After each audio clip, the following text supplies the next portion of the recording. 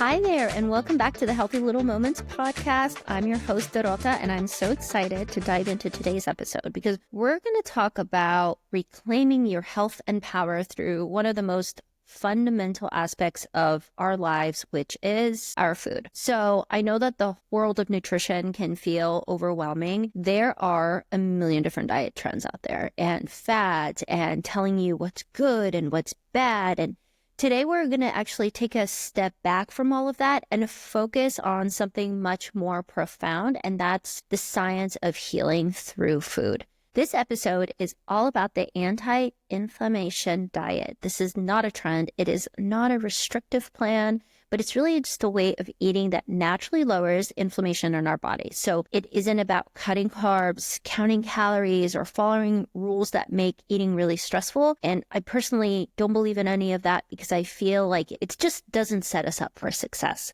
But this is all about giving your body the nourishment that it needs to thrive. So for example, just like a car, my niece has a car with 350,000 miles on it. Yes, you heard that correctly. And the reason it's still driving, it's still her commuter car, an hour to and from work each day, is because she's taken really good care of it and she put the right things in the car, meaning really good oil and the right type of gas and just really managing her car. So kind of comparing our bodies to a car, but in a lot of ways, there's some alignment there, right? So if you have some extra miles on your body, like I know I do, I lived really hard in my 20s. And if you've been struggling maybe with brain fog or joint pain, stubborn fatigue, which I hear from so many people these days, bloating and even chronic conditions, and especially autoimmune disease or heart disease, just stick with me here because we're going to explore today how food can be one of the most powerful tools that you have to feel your best. So I just want to be really, really clear. This is not a quick fix. What's the most impactful is not always the easiest and it's not the fastest, but it's the most impactful. It's the longest lasting. And of course, let me put this out there. If you enjoy this episode, don't forget to hit subscribe so you never miss a healthy little moment with me. And before we dive into the science, I just want to share a really quick disclaimer with you. I am not a medical professional. This podcast is really just informational purposes only. And what I'm sharing today comes from my own research and what I've studied over the past 20 years of nutrition, health, and the power of food. And so you should always consult your doctor, your healthcare provider before making any major dietary changes, especially if you have a medical condition that you're managing or taking medication. So my goal today is really just to empower you with knowledge so you can make the best choices for your own health. So let's get into it. What is inflammation? Let's just start there. The simple question. So inflammation is your body's natural defense system. It's your immune system's fire alarm. So when you get a cut, you catch a virus, a bug, you have an injury in your body responds with inflammation like little worker men to go help heal and protect you in that one area. And so in the short term, in a very controlled way, inflammation is a very good thing. But this is where things go wrong when inflammation just doesn't turn off. So instead of responding to an immediate threat and then it calming down, your body ends up staying in this chronic state of inflammation, and that's where problems start. So studies have shown that chronic inflammation is linked to every single major disease: heart disease, diabetes, arthritis, Alzheimer's, and depression. So yes, inflammation is linked to mental health disorders, and of course, cancer, which is so much more prevalent today than it was 50 years ago. And it can show up in a lot of smaller ways as well. So, for example, you have fatigue that never goes away, brain fog, difficulty focusing, digestive issues like bloating or IBS. You start your day with a flat tummy, but then at the end of the day, you feel like you're 6 months pregnant, joint pain, stiffness, and then the biggest one that's overlooked, the last one, is skin problems. So eczema, acne, rosacea, any type of skin conditions. Because think about it, our skin is our largest organ. And for many people, that's sometimes the very first side effect of inflammation is it just comes out in your skin. So if any of these that I listed off sound familiar, it's possible that you can have some chronic inflammation in your body right now. But the good news is that you do have control over it. And this is one of the most effective ways to lower inflammation is through the food that you eat every single day. So let's talk about the science. How does food impact inflammation then, right? So it all comes down to nutrients and toxins. Some foods fuel inflammation while others fight it. So I sometimes like to think of it, and this might sound a little dramatic, but what you put in your body, you're either hurting your body or you're helping your body. Are you supporting your body and your goals and nutrition, or are you eating something that your body is going to have a hard time processing, like processed foods and sugar, etc.? So in 2018, a study published in the Journal of Internal Medicine found that people who followed an anti-inflammatory diet had lower risk of mortality. They were less likely to develop heart disease and other chronic conditions. Another study from the Harvard School of Public Health emphasized the importance of whole foods, omega-3 fatty acids, and antioxidants in reducing your inflammation in your body. So think of it this way. Every time you eat, you're, again, either feeding inflammation or fighting it. And let's talk about how to shift that balance in your favor to support your body, because we all do so much, and especially in this day and age, men and women are doing so much these days. We're really spread so thin, and we are in need of an optimized body more than ever before. So let's talk about what to eat on an anti-inflammatory diet, okay? So I'm not just going to leave you with all the science. We're really going to talk about what to eat and then how to implement this into your diet. So I'm going to give you an action plan. So the key to an anti-inflammatory diet is really just focusing on these whole nutrient-dense foods that support your immune system. They balance your gut and reduce oxidative stress. I also want to share, not a shameless plug here, I have a whole list and a whole article on superfoods on my blog, healthylittle.moments.com. But just some really healthy foods that you can think about adding to your diet. Leafy greens, which is spinach, kale, arugula, they're packed with antioxidants and they reduce inflammation. Berries, blueberries, strawberries, raspberries, you should be eating these every single day. And my quick hack for this, because I know fresh berries are so expensive. And also, I don't know about you, but I buy fresh berries and I pop them in the fridge, and like a day or two later, when I go to eat them, half of them are moldy. And it's so heartbreaking because they're like $6.99 for a tiny little container. So my hack is I buy them frozen, organic. I buy them at Costco, Sam's Club. Many places have large bags that are really cost effective. And then I buy a huge bag and it lasts me the whole month. And I eat at least a bowl of blueberries every single day. Other foods, fatty fish, salmon, sardines, trout, they're loaded with healthy fats, which help regulate the body's inflammatory response.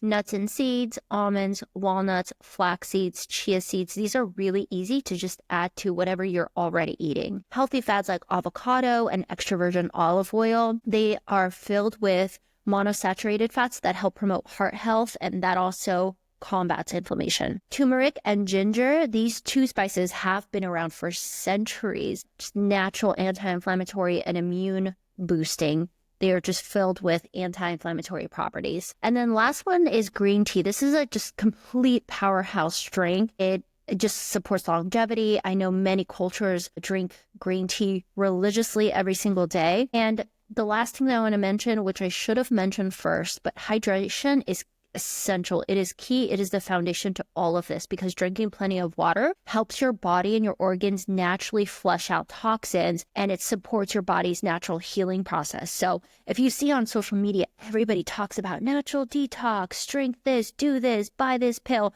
but really the best thing you can do is to support your body naturally, which is drinking more water and eating these healthy foods, and then that's naturally going to flush out toxins. All right, so I talked about what to eat. Now let me talk quickly about what to avoid. So just like these foods fight inflammation that I just covered, others trigger it, right? And so here are some of the biggest culprits. Number one, top of my list, I want to bold this verbally, is refined sugars.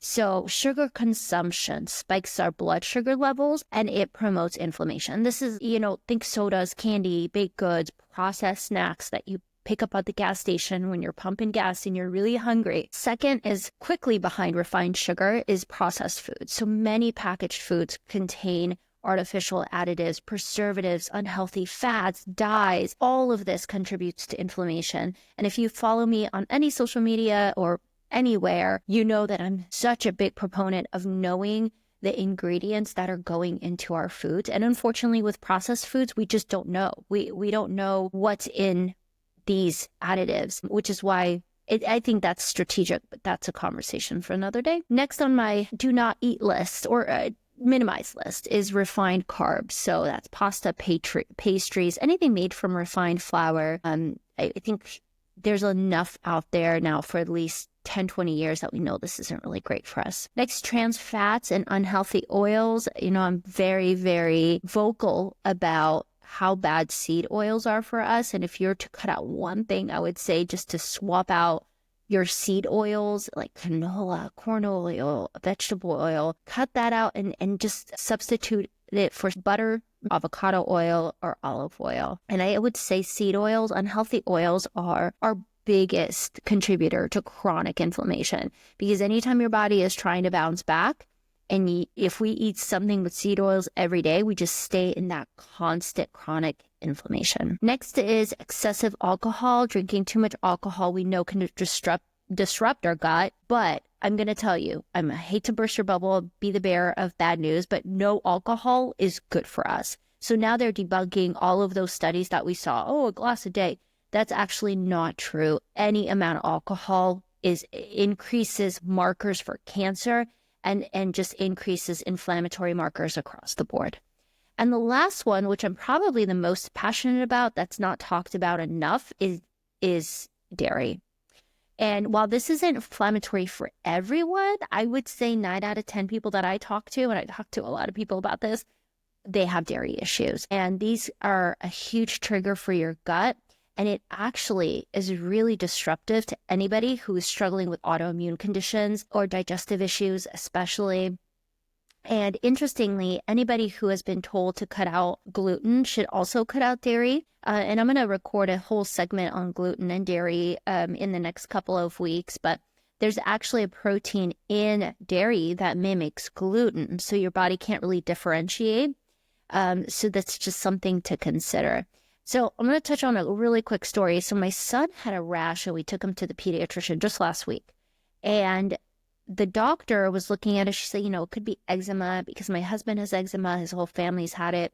And it is partly genetic. So we were talking through our action plan. And she said, before we want to send you, we go down the whole route of sending you to a pediatric dermatologist, I want you to cut out any dairy from his diet, and I want to put him on an anti-inflammatory diet. And I just smirked. And she said, what? And I said, well, we already eat an anti-inflammatory diet because both my husband and I should for various health reasons. And she said, I should have known, but I have been giving my son dairy. And I have to say, we're still exploring what it could be, but within a week of me cutting out all of his dairy, his rash went away. And I think that just says a lot. And I also love the fact that my doctor first went down the road of looking at his diet instead of prescribing a steroid cream or sending him to a specialist that might do some invasive tests. I mean, he's only a year old. He's still really tiny. And something as simple as removing dairy from his diet completely eradicated his rash. And so think about what it could do for you or anybody in your family that might be struggling with any type of health issues. So here's the bottom line in all of this. Your body is just constantly responding to the food that you put inside of it. Every single meal that you have, that you eat, is an opportunity to either support your healing or fuel inflammation. So going back to my son real quick, it's just like great case study here inside my house, is every meal that I plan for him and that I make for him, I put so much intention behind it. I think about, has he had an avocado today? Has he had enough healthy fats? Has he had salmon this week? I want to make sure that he's getting salmon and flaxseed and fiber and all of these healthy foods. And I don't dare give him anything processed. He's a year. He's not had anything processed yet. And I thought about it, and I had an epiphany a few weeks ago. I said, man, if my husband and I ate as well as I plan my son's food, we would be so much healthier. And why do we take shortcuts with our meal planning just because we're older? If anything, we need it more than anybody because we're older and we have some health issues that we want to manage and work around. So we should be eating as clean as I'm planning my 1-year-old's meal planning. And that's kind of what we're doing. So the best part about everything I'm sharing today is that this isn't about depriving yourself. You don't have to count every calorie. You don't have to cut out entire food groups. You don't have to set rigid rules. Even the foods that I talked about, maybe swapping out. I mean, you could still eat a little bit in moderation. And as you get healthier and you naturally want to cut them out even more, that's going to be great. But you can listen to your body and do what works for you and your family. All of this, it's about adding more of the good stuff, more nourishing foods that work with your body and not against it. So I used to work in corporate America, and I worked with this doctor. His name was Dr. Bob. He was a public speaker on health and wellness and longevity and anti-aging. He was incredible. And he and I were at a potluck together at work. And he took this plate and he loaded it up with vegetables. And I was like, well, no wonder, you're the doctor of anti-aging longevity. No wonder you are, because you always eat like this. And I said, is it hard? And he said, no. He said, I don't limit myself. Don't get me wrong. I want to eat some potato chips and the mini pigs in a blanket or whatnot. I want to try those things. But what I do is when I travel, I load up on veggies. And so what I focus on is, how can I nourish my body? What on this potluck table is going to fuel my body for the rest of the day? Because I have a very busy work day. And for me, that's a lot of carrots and celery and some of this like spinach salad, and then I'll, pick a little bit of everything else. But when you fill up on the really good stuff, when you're nourishing your body, you're less likely to then go eat 2 bowls of really greasy potato chips and feel like vegetables and eating this way is really a gateway to a healthier life. So where do we start in doing all of this, right? So I'm not, like I promised, I'm going to give you an action plan, because I don't want to just give you all this information and then just leave you with it to fend for yourself. So I'm going to give you an action plan. I'm going to give you 5 small ways that you can incorporate this into your day-to-day life that I promise is really doable. And what you can do is maybe focus on just 1 a week, which is so manageable. So focus on 1 a week for 5 weeks. And at the end of those 5 weeks, reevaluate and see how you feel and see how these action steps are working for your body. So first week is swap out refined sugars for some natural sweeteners like honey. If you use a lot of sugar in your coffee, think about adding some honey instead. Coconut sugar, for example, is great for baking. You can also try organic blue agave. I know that's a little controversial to some people, but it's still a lot better than some of the artificial sweeteners that are out there. And so just try that for a week. Look at your diet, see where you could swap it out. Second week is replace your processed snacks with some whole foods, like nuts, seeds, maybe some fresh fruit or veggies. And I think the most important thing to be successful in week 2 to do this is to plan ahead. So have snacks on hand so that when you're driving home from work and you're famished and you stop at the gas station and that Snickers bar is looking at you, but you have, let's say, a healthy zucchini walnut muffin in your bag, you're going to say, okay, I could just eat this on the way home before dinner to hold me over to. And if you can't tell, this is something that I struggled with when I worked in corporate. I'd be so hungry by the end of the day, especially when I worked late, that I would be tempted to just snack on whatever was convenient. So if you plan ahead and you have snacks, it's just going to help you. So third week is think about incorporating more omega-3s into your diet. So salmon, flax seeds, walnuts. So talking about snacking, maybe you can do a date walnut little seed mix that you can snack on, or make salmon as a weeknight staple. We have salmon at least twice a week because it's one of the easiest meals to make. It's 15 minutes in the oven and you are set to go make a side of veggies and you have a really healthy, nutritious meal. Fourth week is drink more water and herbal teas instead of sugary drinks. So if you have a really sweet Dunkin' Donuts or Starbucks coffee in the afternoon, maybe think about swapping it out with an herbal tea and some honey, and still have that sweet taste, but it's not, 500 calories from Starbucks. Then the fifth week is you can add some anti-inflammatory spices like turmeric and ginger into your meal. So I have a phenomenal turmeric rice recipe that I really have promised so many people. So I need to post this in the next couple of days here, and that will be on my website. It is so easy. It's just when you make your rice, you're going to add a dollop of coconut oil and a ton of turmeric and black pepper, because black pepper actually activates the anti-inflammatory properties of turmeric. So it's so delicious, I promise. And you can't really even taste it. It's just like yellow rice and it's delicious. It's so easy to make. So all of these are such small changes, but they really lead to lasting big results. So I really hope that you try some of these. And please let me know in the comments if you do try some of them, or if you have other ideas and ways that you've incorporated an anti-inflammatory diet into your life. I'd love to hear from you. All right, my friends. So that's a wrap on today's episode. I hope you're feeling inspired to take control of your health by making these small, simple, intentional choices with your food. And if you've enjoyed this episode, don't forget to subscribe to our Healthy Little Moments podcast so that you never miss an episode. And I really, truly hope that you have found this helpful.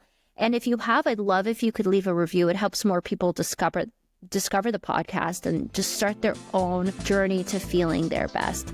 So until next time, remember, every bite is a step towards healing, and you do have the power to nourish your body and create a life that feels good from the inside out. So stay healthy, stay empowered, and I'll see you in the next episode.